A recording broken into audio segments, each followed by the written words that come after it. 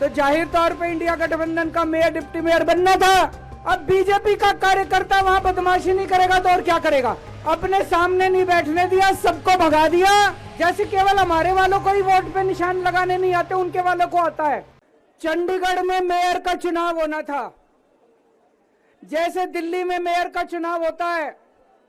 चंडीगढ़ में जो चुने हुए काउंसलर हैं वो काउंसलर वोट डालते हैं और अपने मेयर को चुनते हैं। चंडीगढ़ में 36 मेयर हैं, 36 काउंसलर हैं। 36 में से 16 काउंसलर बीजेपी के, 20 काउंसलर इंडिया गठबंधन के। तो जाहिर तौर पे इंडिया गठबंधन का मेयर डिप्टी मेयर बनना था, इसमें कोई बहुत बड़ी बात थोड़ी थी। लेकिन इन्होंने बदमाशी क्या करी? जो चुनाव अधिकारी है, चुनाव करने वाला प्रिसाइडिंग ऑफिसर है, वो इन्होंने बीजेपी के एक कार्यकर्ता को बना दिया। अब बीजेपी का कार्यकर्ता वहां बदमाशी नहीं करेगा तो और क्या करेगा? उस बीजेपी के कार्यकर्ता ने वोट तो डलवाई, लेकिन जब काउंटिंग करने बैठा तो ये प्रैक्टिस है कि भाई सारी पार्टियों के जो एजेंट है वो सामने आके बैठते हैं और हर वोट देखा जाता है। उसने एक भी काउंटिंग एजेंट को अपने सामने नहीं बैठने दिया, सबको भगा दिया।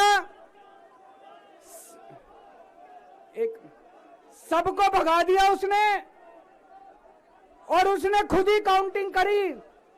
और काउंटिंग करते टाइम उसने इंडिया गठबंधन के 8 वोट उसमें गलत सलत निशान लगा के उनको इनवैलिड कर दिया।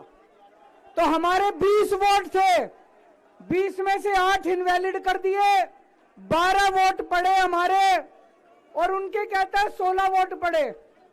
सारे हमारे इनवैलिड हो गए। जैसे केवल हमारे वालों को ही वोट पे निशान लगाने नहीं आते, उनके वालों को आता है।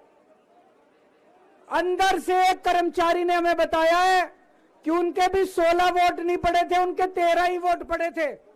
अब किसी को नहीं पता कितने वोट पड़े, किसी को नहीं पता किसके कितने वोट पड़े, काउंटिंग एजेंट तो था ही नहीं। और उस चुनाव अधिकारी ने नतीजे घोषित कर दिए कि बीजेपी का मेयर बन गया। उनकी किस्मत खराब थी, वहां चारों तरफ कैमरे लगे पड़े थे। उस कैमरे में वो चुनाव अधिकारी इंडिया गठबंधन के वोटों के ऊपर कांटे मारता हुआ, निशान लगाता हुआ उसके अंदर कैप्चर हो गया, उसके अंदर दिखाई दे रहा है। और ये वीडियो पूरे देश के अंदर फैल गया।